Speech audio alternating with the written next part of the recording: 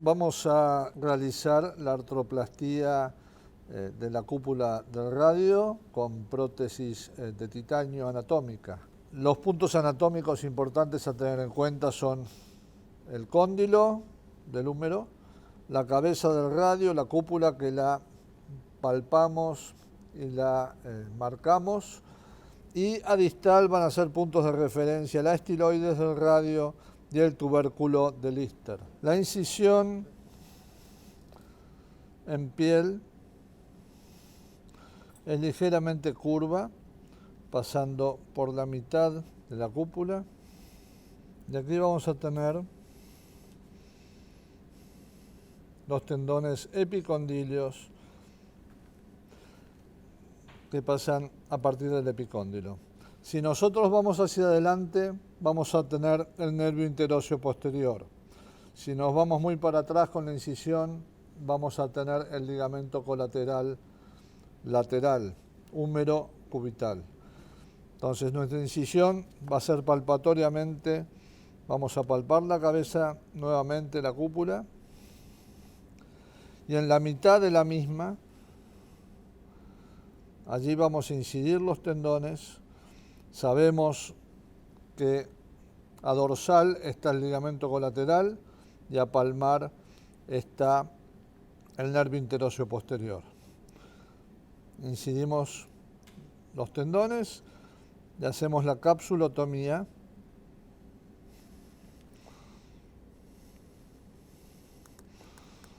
Y allí tenemos a la vista la cúpula del radio que vamos a reemplazar. Aquí la vemos pronosupinando. Nuevamente, aquí debajo está el ligamento lateral que está lejos de nuestro lugar de trabajo, y por aquí delante el interóseo posterior, por lo cual no pondremos ningún tipo de palanca de Homans que pueda traccionar del nervio y producir una neuropraxia. Un detalle importante es que con el antebrazo en supinación, el nervio interóseo va a venir hacia nuestro abordaje. Con el antebrazo en pronación, el nervio se aleja. Entonces vamos a hacer la resección con el antebrazo en posición neutra.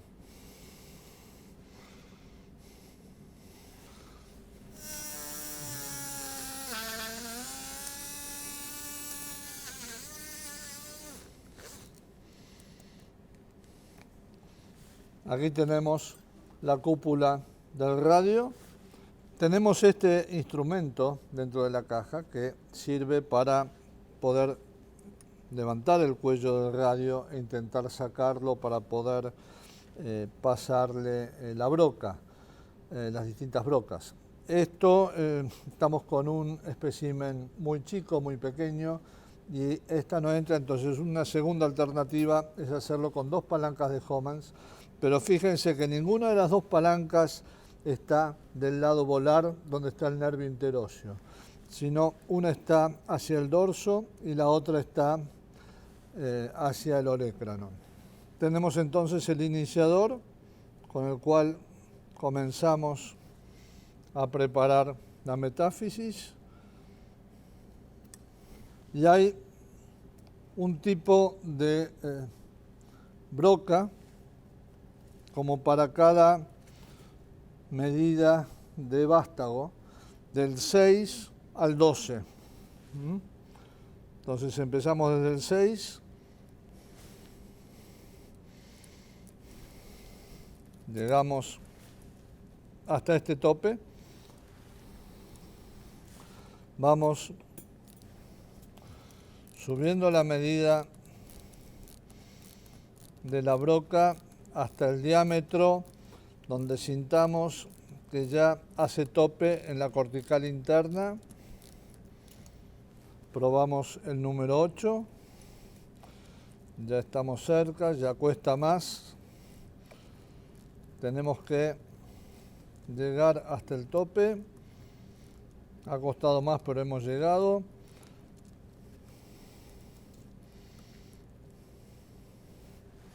Intentaremos el número 10. Siempre con mucho cuidado, esto ya se está empezando a bloquear, esto no es bueno continuarlo, hay que tenerle mucho cuidado al estallido del radio, con lo cual hasta aquí llegamos, nuestro vástago será un número 8. Tenemos entonces ahora este tipo de fresas que son para alisar la zona cruenta del cuello y tienen distinto diámetro en su vástago de acuerdo al diámetro que hemos tomado recién con las brocas endomedulares. Aquí entró y aquí entonces lo que hacemos es regularizar el borde del hueso.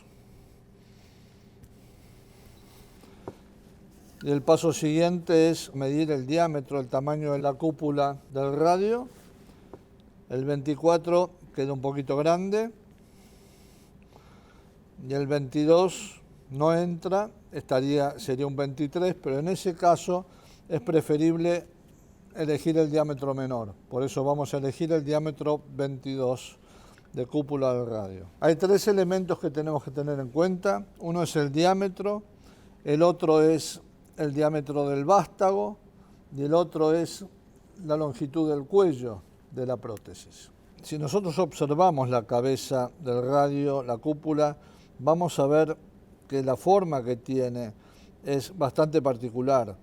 Por eso es fundamental que la cúpula que vamos a usar como artroplastía tenga una forma anatómica. Hay un labio aquí que es mucho más ancho, eso está remedado en la prótesis.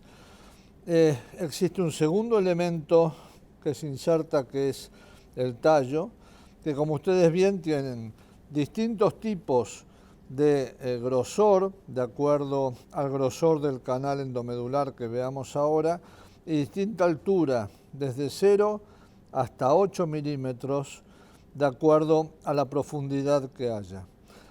Esto es muy importante medirlo con mucha precisión, porque si nosotros colocamos una prótesis con mayor altura de cuello que la adecuada, vamos a tener el overstuffing, se llama, que es la compresión del capitellum por parte de la prótesis, y eso produce dolor, rigidez y complica todo el tratamiento.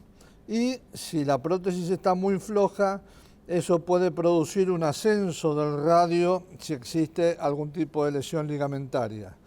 Así que la medida de la prótesis vamos a ver que es fundamental. El próximo paso es medir la altura que debe haber entre el radio y el capitellum. ¿Cuál es la altura de la artroplastía, de la prótesis, de la cabeza y del cuello? Y aquí tenemos para eso un medidor que vemos que tiene 0, 2 y así llegamos de A2, 4, 6 hasta 8. Y esto es lo que nos va a dar la altura del cuello de la prótesis. Para poder usar esto es fundamental que hagamos una reducción del radio. Tenemos entonces en este momento la cúpula del radio en el mismo eje que el capitellum y vamos a proceder a medir la altura del cuello. El medidor 0, que es el menor, es el primero que se coloca. Vemos que queda un par de milímetros de espacio todavía entre el capitellum y el medidor. Probamos 2 milímetros más, el número 2, y cuesta ubicarlo en el espacio. Podemos ubicarlo, pero hay que forzar. Por lo tanto, esto no es bueno. No tenemos que forzar el ingreso del medidor, porque si forzamos el ingreso del medidor, la prótesis va a ser overstuffing. Entonces, aunque nos sobren 2 milímetros, en este caso la altura del cuello va a ser 0. Tenemos entonces la cabeza, la cúpula, tamaño 22, con esta línea láser. Vemos que es derecha, hay derechas y hay izquierdas de prueba. Tenemos un vástago de diámetro 8 con una altura 0, que es lo que hemos medido. Aquí tenemos también en el vástago 2 líneas láser. El vástago es el mismo para la derecha o para la izquierda. Y como este es el antebrazo derecho, tenemos que hacer coincidir en el armado de la prótesis la marca láser de la cúpula con la marca láser del vástago que dice right. Aquí están, por un lado. Por otro lado, cuando colocamos ahora la prótesis, esta marca láser debe apuntar al tubérculo de Lister que hemos marcado inicialmente con el antebrazo en posición neutra. Colocamos entonces la prótesis en la posición que lo habíamos dicho. La marca láser apunta al tubérculo de Lister. Tenemos un impactador.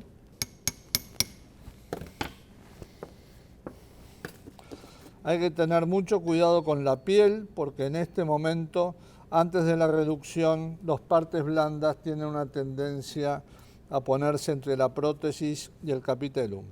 Sacamos los separadores y procedemos a la reducción manual. Vamos a observar cómo está nuestra reducción.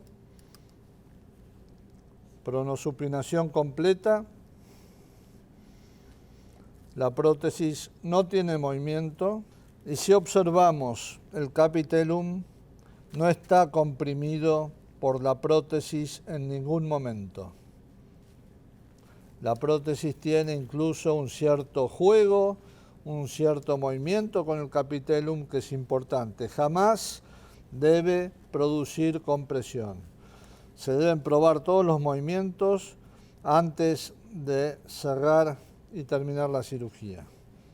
Aquí tenemos la radiografía lateral, donde se ve una buena posición de la prótesis, una buena alineación con la diáfisis del radio, que si seguimos la línea imaginaria termina en el centro del cóndilo, tal como debe ser anatómicamente. Si observamos la radiografía anteroposterior, vemos que la vertiente radial de la coronoide se continúa con la prótesis, que hay un espacio entre la prótesis y el capitellum, lo que habla de que la altura de la prótesis es adecuada y no hay ningún tipo de sobredimensionamiento u overstuffing. Hemos sacado entonces la prótesis de prueba y vamos a colocar la prótesis definitiva del mismo tamaño, 22, 0 altura, 8 de vástago. Buscamos las líneas láser, las hacemos coincidir y le hacemos la fijación impactada definitiva. Vamos nuevamente a traer el radio hacia nosotros.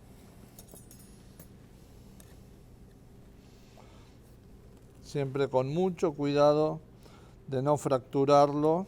Es muy fina la cortical a ese nivel. Buscamos la línea láser que debe coincidir con el tubérculo de Lister y allí vamos a hacer la impactación definitiva. Entonces retiramos los separadores